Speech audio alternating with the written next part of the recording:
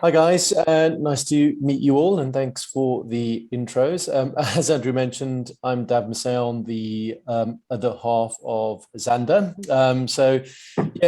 Initially, I'm just going to kind of set the scene in terms of putting some context around what a board does, evaluating your own kind of current leadership team, and then Andrew's going to go on and talk a little bit more around specifics in terms of what traits to look for in your board members, and the kind of evolution of the board. If we start off with the definition of board of directors, was a good place to start. Appreciate that some of you are kind of at a very early stage. Others are a little bit more mature in where they are in their journey. I'm sure all of you know what a board of directors does, but in our view, the board of directors' purpose is to ensure the company's success, by directing the organization's affairs on a day-to-day basis, whilst meeting the appropriate interests, its shareholders and stakeholders, and ensuring statutory requirements related to corporate governance, corporate social responsibility, and corporate ethics. Of course, a board of directors is made up of internal and external individuals. And, I know someone raised there, how big should a board of directors be? And I think it does vary. It can be one. Initially, it will be one, possibly, but it could go up to seven. And I know that Andrew's going to, look at particular stages of your firm and how that relates when it comes to what to hire from a board perspective and how many board members you need. But this particular house structure here is what we call it. Kind of really delves into what a kind of board of directors could look like as you grow as a business and as you mature. So this particular house structure is probably more reflective of a firm that is at kind of Series A or post Series A, whereby you have your NED, your chair, you're part of the board of directors, and of course you have the founder, which is yourself or founders initially. And as you mature, you have functional experts who form part of the board of directors. So here we're looking at kind of chief commercial officer to look after sales, chief operating officer for the operations, CTO for technology, CFO for finance, and CMO for marketing. Now, in the initial stages, whether that's pre-seed or seed, of course, it's important to consider, what are your blind spots as a founder, but where are your blind spots when it comes to your next growth stage? And what will you need as you kind of scale up? And I suppose, a lot of these functions initially will be outsourced, especially if you are kind of at that kind of pre-seed, seed stage. And therefore, I think it's important to look at who you have in your board of directors to help you in the initial stages when you don't have those particular functional experts across those particular silos that are mentioned in that graph. So what can the chair and Ned bring to the table, that you may not have as a founder or as a founding team, and how can they help you along that particular kind of growth trajectory?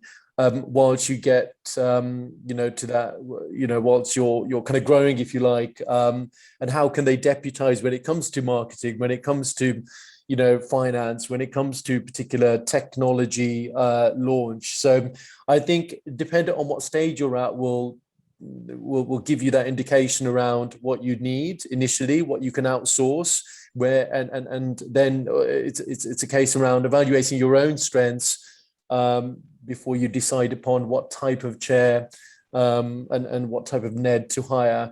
And Colin might be able to provide a kind of a better insight here, but when it comes to Ned and chair, Ned's kind of a lot more strategic and are probably not as involved on a kind of day-to-day basis with the operations, whereas chairs probably have more of a kind of hands-on approach on the day-to-day and probably contribute on a kind of more monthly basis, I would say, to the board of directors. So, I think in the initial stages, you could argue both are required and both have their value adds, and network and wealth of expertise. But in our experience, Ned's probably a little bit more, I say, hands off when it comes to the day-to-day operations, and chairs are a lot more involved. And ultimately, the board of directors contributes to kind of different areas of the business when it comes to, and all areas of the business, you would say. So that could be hiring, finance, fundraising, compensation, how equity is kind of divvied up. So I suppose having a chair and or Ned that can have that kind of expertise and insight is really important, and have that overall 360 understanding of a business, especially in that early stage, is going to be important to help you kind of scale up. And then kind of quickly here, I've referred to, how strong is your external network? Of course, you're in your early stages. Really, you're not very cash rich, of course. We've been there ourselves. And so you rely heavily on what you have within your network, within friends, within family, and what can they bring to the table? Can they pull on their network to help you in particular areas when it comes to finance or sales? So never underestimate how your external network can help in those early stages, because we all know someone that knows someone that has an expertise, I'm sure, in one of those 5 pillars that are mentioned in this graph. So that's it's important to say to evaluate the current leadership team and where your gaps are, and then identify particular talent at that real senior end to help you scale up. Who will help you get there? So we've touched upon growth, and mentioned it on the last slide, and specifically here we look at I suppose what particular stage, what specific stage of growth you are at, and thereon, how does that relate to the type of individuals you need, whether at board or functional level. So product launch. So if you're still in that kind of maybe ideology stage, or about to launch your product, what do you have in your team, or what do you have as a sole founder or a founding team to help you launch that product successfully? Is it a case of you might need a chairperson who's launched a product before, or helped a firm that's launched a product before? Do you need someone with industry expertise?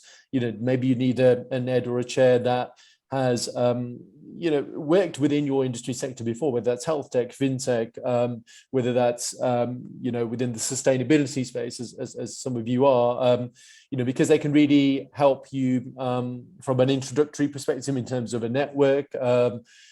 If they can't help themselves, in terms of making sure that the product is launched in the best possible way. Are your founding team CTOs, do they have that technical prowess to help you create that product and launch it in the best possible way? If not, can you maybe tap into a founder who's out there, who might be looking for a bit of ad hoc work, that can kind of mentor you, that can advise you as to what your best kind of strategy should be from a product launch perspective. So I think, when it comes to product launch, looking at a chairperson with industry expertise, or tapping into your network and looking at other founders that might have launched a product in that same space might really help from a kind of strategic perspective. Fundraising, I think that's where both, once again, kind of chairpersons and previous founders can help with their network. But of course, I think, here, kind of particular functional specialists could also help. So we've had a number of companies come to us and say to us, look, we need a portfolio CFO that can ensure that our finances are robust before we present to investors. And maybe they've got particular connections with VC houses or angel investors from their previous fundraisers that can really help us in that particular stage. So I think specific functional specialists like a CFO could really help make sure that the fundraising efforts are robust and are being channeled in the right direction. And then kind of as we get to the kind of latter stages, I think this is where your kind of Neds and your chairpersons who have scaled up and helped scaled up businesses significantly can really add value. I think it's important to raise the point that, you know, a chairperson at product launch might not be able to help you with, you know, your latter growth strategy or M&A and IPO. So it might be that you have chairpersons at different stages, or you hire a chairperson, you know, that is a different chairperson to what you hired at new product launch, who does have that experience of how to acquire businesses and what types of businesses to acquire within your industry, and once again brings about that kind of network. International growth and scaling, I think, is another kind of important area for a NED and chairperson to consider. But I think this is where, you know, your functional experts really come into their own, because if you've got functional experts that have got that international expansion experience, whether that's a CMO or a CTO or a CFO, they can really get around the particular jurisdictions that are, you know, involved with, of course, international expansion, that are, you know, there's always loopholes when it comes to expanding in Asia or Europe or the Americas. So having a team underneath you, you know, of particular functional experts with that kind of international growth or scaling experience is going to be really important. Now, you know, you could argue maybe candidates that have had that kind of scaled up startup experience might be of better use, but, you know, don't ignore those guys that work within corporates as well, because they know ultimately what good looks like and probably have had more exposure to international expansion. So I think having a team which is made up of corporates and those with startup experience can really add something else to the equation and bring that kind of 360 overview of what good looks like and how to get to that good stage. And then yeah, the IPO exit stage is once again, you know, very much so where the, you know, chairpersons, functional specialists, industry experts are required, but third parties are really important to consider, because, you know, they can really, I appreciate this is kind of far off from some where some people are right now, but, you know, hopefully in 5-6 years time you'll be there. But, you know, using the likes of Deloitte's and your PwCs and the financial houses will be more appropriate there. So I think all the experts that I mentioned here can be used at each stage, but I think it's important to realize the people that got you to the product launch, that got you to the fundraise, may not be necessary or may not be as expert when you get to further latter stages. So, you know, hire for what you need in 6 to 12 months time, as well as right now, because ultimately you'll want to be in that position of high growth scale, whereby you're want a chairperson that has got XYZ, not just you know, product launch and fundraise. So yeah, over to you, Andrew. I think a couple of points to raise there from what Dav's overviewed is it's very interesting.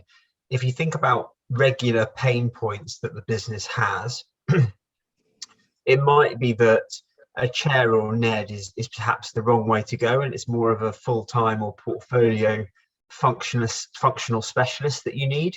If it's a regular financial pain point or a regular CMO pain point or a regular HR pain point, it's unlikely that, you know, depending on how regular, if it's daily, obviously then you need someone full-time or portfolio or an outsourced service provider that can solve that problem. You know, one of the things that we found, obviously, as establishing a business ourselves, is that co-founders are strengths and weaknesses, and it's far better to double down on your strength areas and outsource, or to find someone part-time or a portfolio or a full-time specialist if those pain points become regular. If the pain points are also not at a senior level of leadership, then also it's better to outsource or to use a part-time or a full-time individual to do that, because hiring a NED or a chair to do, you know, low level or medium level or kind of standard work elements is overpaying for somebody that should be operating at a higher level in terms of network, in terms of experience and what you're trying to ultimately bring to the table. So I think it's interesting to try and think about the level of seniority of the pain points and the level of seniority of what's next in terms of your business trajectory. and obviously hire accordingly. So, but general qualities to look for in a NED or a chair is individuals with flexibility to time to commit, so that they can be flexible around your key requirements, because obviously in a startup things change. I think really good chairs and NEDs have like a quarterly retainer, and they don't really count the hours or count the days, and it's more of a flexible relationship over WhatsApp, over voice notes. It means there's a more continuous conversation and a continuous involvement, but people are respectful from both sides. So obviously there is a quarterly retainer or a monthly retainer based on a certain time period or days per month or per quarter. But these individuals, probably the ones that are really bought in, are willing to give more than perhaps you've agreed, which comes to the skin in the game piece. If a NED or a chair has got skin in the game and they are paid for their expertise, they're more willing to put more time in than perhaps you was initially decided. So you do need to reward these people with skin in the game and a day rate. And I think that you also need to assure that they haven't got too many other portfolio arrangements going on. So understanding what their time commitments are currently with other startups or other advisory or kind of accelerators or whatever incubators is useful. I think local's an interesting one because clearly everything is changed in the last 18 months. But I still think, you know, if you're going to get a chair or someone that's going to be an executive functional specialist, you'd want to see them every now and again face to face, even if you're a remote business. So local was more of an issue historically, but still I think it's worth considering, depending on how you like to work and how the last 18 months has worked for you as a business from a remote perspective. If it's worked seamlessly, then clearly, yeah, that's less of a requirement. And a lot of businesses now just have more of a quarterly meetup and save the cost on the offices and then spend it, accordingly with the business development areas or for the more, kind of enjoyable quarterly get-togethers. You want someone who's resilient, that's there in the good times and the bad times. You want someone who's a mentor. You want someone who, there's a post on LinkedIn today. Should a good mentor also sometimes be a tormentor?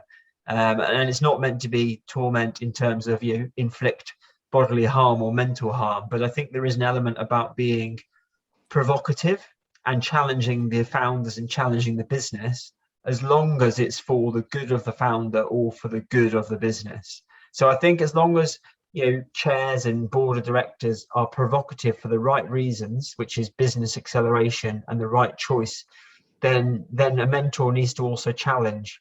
And it's not always going to be, you will have disagreements. And I think that that's a good quality in a board director. They're pushing you as well. They, as Dav said, will have startup experience, but some may bring a corporate rigor that your business needs to get to. So someone from a corporate background probably is more relevant, perhaps a Series B business looking to scale internationally. And maybe they've set up, kind of best-in-class FP&A processes or best-in-class growth or, kind of legal and tax legislations or, people policies as a chief people officer.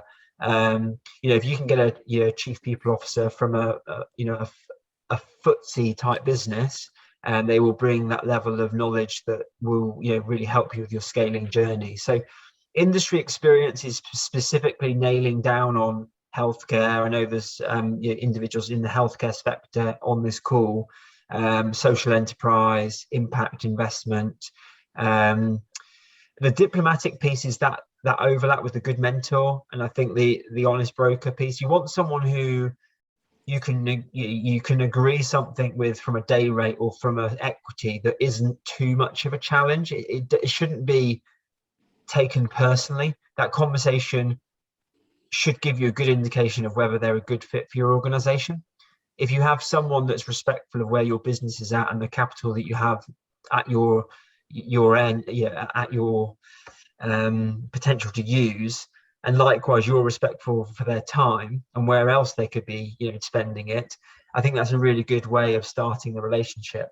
So these are kind of general qualities. And they're not that dissimilar to what you'd look for in functional leaders. So if you're looking for a chief marketing officer or a CFO, you still want most of these things, to be fair. So they're very key qualities that you'd look for in any senior leadership role. The evolution of the board, I know we touched on this. So a listed business or a PE-backed business or a late VC-backed business typically has 7 board members. It normally has some observers, which may be from the VC, not the lead VC investor, but from other, you kind of smaller investors or earlier stage investors. You'll have the 1 or 2 founders. You'll have a chair, and typically you'll have a CFO and a COO, or a CFO and a CTO. Sometimes sometimes you have a CFO who's also the COO. Sometimes you have a COO who has a head of finance below. It's a personal preference. A lot depends on what your founding team has. If you've got 2 founders, and one is growth focused, so sales and marketing focused, and one is product focused, so tech and CTO, then you probably need to hire in an exec at a COO or a CFO level based on the diagram or the house chart that we showed earlier on. But early stages, pre-seed, you'll have 1 founder and no other board members. You just have 1 founder or 2 founders. But as you go on, you may get a chair that's a seed investor or an angel investor, or you may get a chair that comes from reaching out via your own networks to someone who's previously operated in that industry sector. I would say at seed stage, again, if you've got 2 founders that are strong in product, tech, and sales and growth, so if you've covered off sales, marketing, tech, and product, then you probably need to find a seed investor or a chair or a NED that can also bring that functional specialism of finance. Likewise, if one of your founders is a CTO and one of them is a CFO, historically, they're finance and product led, then you probably need a chair or a NED that's more of a functional specialist in marketing or sales. It all depends on what your next stage of your growth is, but early stage, when it's founder controlled, you're going to need probably external expertise in fundraising, product market fit, product launch, go-to-market strategy, unless you've previously founded a company before and you've previously done some of those things before.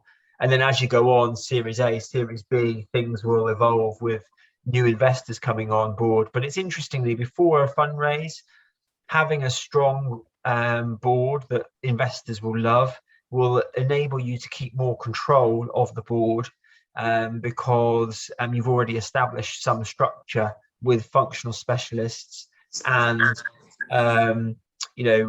industry experts, which means that the investors don't need to interfere because there's more faith in what you've built up. You've got a portfolio CFO, you've got a portfolio CMO, you've got the right outsourced relationships for kind of other elements of your business. So having being 6 months ahead of each fundraise will not only help you get a better valuation because you're presenting the business on a pitch deck better, but also in person better, but it also gives you a bit more control for longer before the later stage VC rounds come in and take larger equity stakes. So hopefully that answers some of the questions on the evolution of a board. Now, once you've got a board, now this is obviously probably maybe Series A, Series B onwards, but it doesn't have to be. If you've got particular opportunity to scale very rapidly after you raise seed money, you still need to be getting the best out of the board, even if it's 3 people, 2 founders and 1 other, or 4 people, 2 founders and 2 others. So I think one of the things here is there is going to be some overhead in time to have increased communication and preparation for these types of meetings, these board meetings, and these regular conversations. Because before, if you're 2 founders with no chair or no NED or no functional CFO, you just have a conversation and agree things and get things done. So there is going to be time overhead in the communication and preparation for these types of meetings and these conversations, but they should pay huge dividends in keeping the board aligned and supportive. Continuous involvement is crucial to keep the board incentivized and aligned and supportive with your journey. So I think quite a lot of founders fall into the habit that they treat boards more of kind of administration functions and solely focus on quarterly updates and what's coming next. Whereas I think more frequent calls, emails, texts, voice notes to keep investors, NEDs, chairs in sync with what's going on in the business, the changes going on in the business, the experiences execs are being challenged within the business, will give them much more knowledge, and also make them feel a lot more bought in with the value they can bring to their role. Board members are usually very well connected as part of the reason you've hired them and selected them, and often they're very willing to help if asked. So if they've got constant communication and they can see some of your challenges or opportunities, they will be very forthright in being able to provide that, and actually may come to you with the ideas as opposed to you having to ask. But it's always good to ask, but you can only ask if they feel constantly involved. So one of the best ways to keep the board involved is to ask for support or their opinion on certain topics. It's still your job to run the business. I think you want to use the board meetings appropriately. So you want to keep the board meetings at board level. So the board will debate whatever is put in front of them at a quarterly board meeting or monthly board meeting. So it's your job to keep it high level. You don't really want to spend 2 hours debating on whether to spend £10,000 on a coffee machine for the team, or to switch co-working offices, or what the new logo should look like. Really, the executives should be making these decisions, these business decisions. It's your job as the exec team to run the company and not let your board micromanage operations. You run the business and operations. It's your job to keep the board meetings more strategic, high level. Now, there may be some chairs that are more of an executive chair, and therefore they will be involved on the operational running, the cost control, the finance, the ops, and some of these business decisions. So that is obviously a slight anomaly, but generally speaking, you try and keep these at a very senior strategic level, which is what you're paying their insights for. And they will trust your running of the operational board if they are continuously involved. Pay them what they deserve and be generous with equity. Obviously, we touched on this before. Equity will drive commitment, and some it's not about the day rate or the quarterly retainer. It's just about the equity. But for some, they would rather have some cash exchange to make it feel like it's a business kind of, there's value from both sides and there's an element of respect. So it's obviously a case by case, but the more they feel respected, the more they can give back. Make the most of them. So I think this is really interesting. Before board meetings, I would send financials, KPIs, kind of 72 hours before a board meeting takes place, so they can watch in one place a video and voice notes and the financials ahead of the board meeting, allowing them time and the board time to debate the more and most strategic topics. If you can kind of leverage the board well, 90% of the meeting should be focused on forward-looking strategic things. If they haven't seen anything in advance of the board meeting, then everything is reactive to KPIs, to financial performance.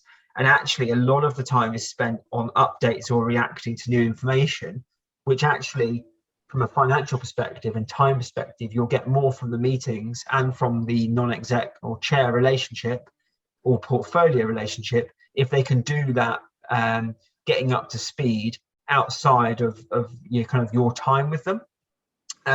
So I think it's really useful to send recordings in advance of what's going on with the business performance, and potentially have videos or attachments from key leadership members. So you might have the CMO or a chief revenue officer or a head of people giving an update on where we are in headcount growth, where are the challenges, what's going on, and it just then elevates your senior leadership team to have some board exposure as well, which is obviously really, really useful for them. So the other thing is to make sure that you're getting feedback from them on the structure. You want to build a clear, repeatable structure for a great board meeting that they know, when it is and what time it is, because it helps them manage their diary, specifically if they've got other commitments on other portfolio roles.